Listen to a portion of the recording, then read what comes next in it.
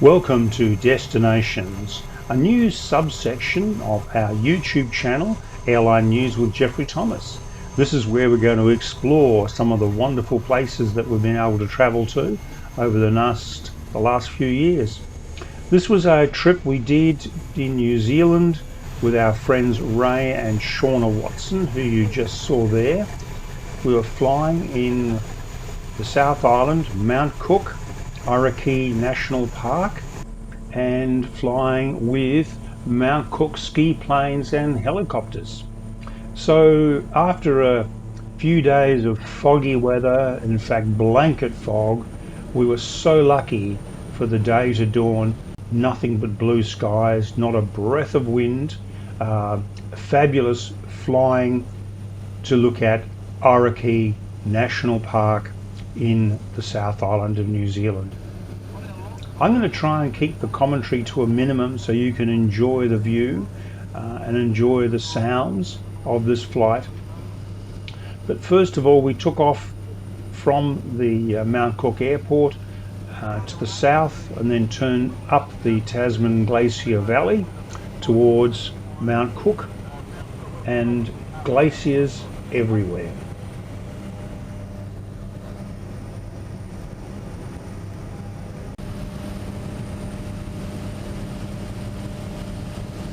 Once we reached the Mount Cook pinnacle, we then moved to cross the Great Divide, the Great New Zealand Divide, and head towards the Franz Joseph Glacier.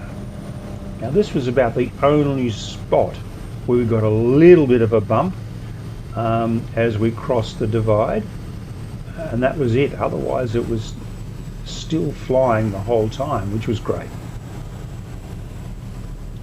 Yes, you can see my hand there grabbing the aircraft for a little bit of stability. Now what happens here is, because we were the first flight of the day, we came in and did a touch and go on the glacier just to test the snow, because it had been snowing overnight, and also to mark the area to give the pilot a reference, because when you're in a sort of virtual whiteout situation, it's very difficult to judge distances. So we did the touchdown, and now you'll see us climb away to do an orbit, to turn around, to come back in to land.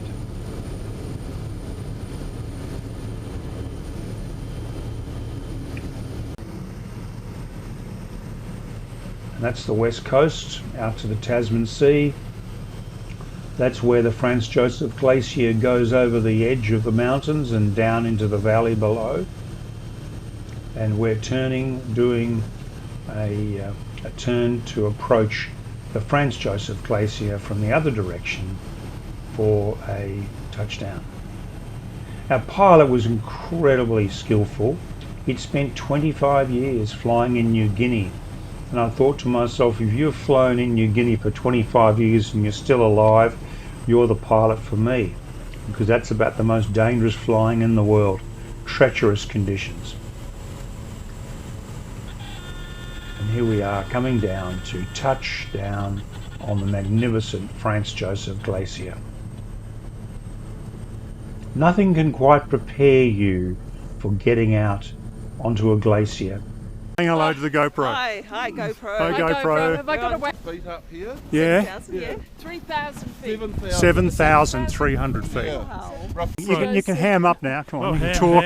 You can talk to the GoPro. Talk to the GoPro. I don't know what to say to the GoPro. I can see the Tasman Sea over there. Hey, Yeah. This will be I mean, is Franz this the most beautiful day ever? It I mean, is. it's just isn't it absolutely gorgeous. Not a cloud in the sky, Yeah. surrounded by snow. Not a crevasse in sight. yes. Hopefully. All these Polar positives. bears. Polar bears. That's it. Penguins just down the road. Talk to the GoPro. We'll talk to the GoPro. Yeah, We're we've walking around. We're walking around in very thick snow on the Yes. top of the Franz Joseph Glacier. Glacier. No, And yeah, there's- it's right. Franz Joseph. Yeah. And there's some crevasses over there Yeah. and some mountain peaks all around us. And there's our trusty plane. Here comes the snow. Taste it? Our pilot was very generous with the time. We spent about 20 minutes up there. They normally allow 10 to 15 minutes at the top of the glacier. And now it was a takeoff and to the west. And after takeoff, we were then going to turn south towards the Fox Glacier, the next glacier down. And that'll come into view in a few seconds.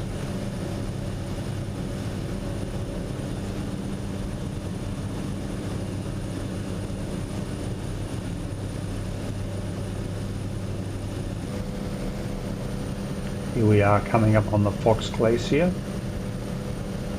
which spills off, middle of the picture, spills off down into the valley below.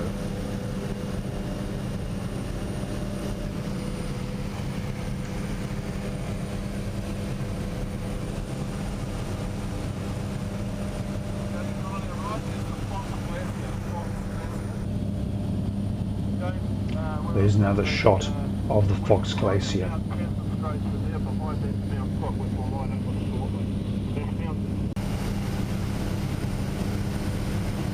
And as we go down the western side of the mountain range, Mount Cook off to our left, again the flying conditions were absolutely still, not a murmur, not a bump.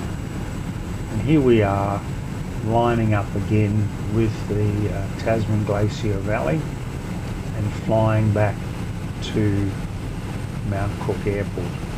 All in all, the flight was supposed to last about 45 minutes in total. We, I think, went for about an hour and 15 minutes. So we were very lucky. Mind you, this is a few years ago. It's not a recent flight. The flight at the moment cost about $4.99 New Zealand. Children also for $49.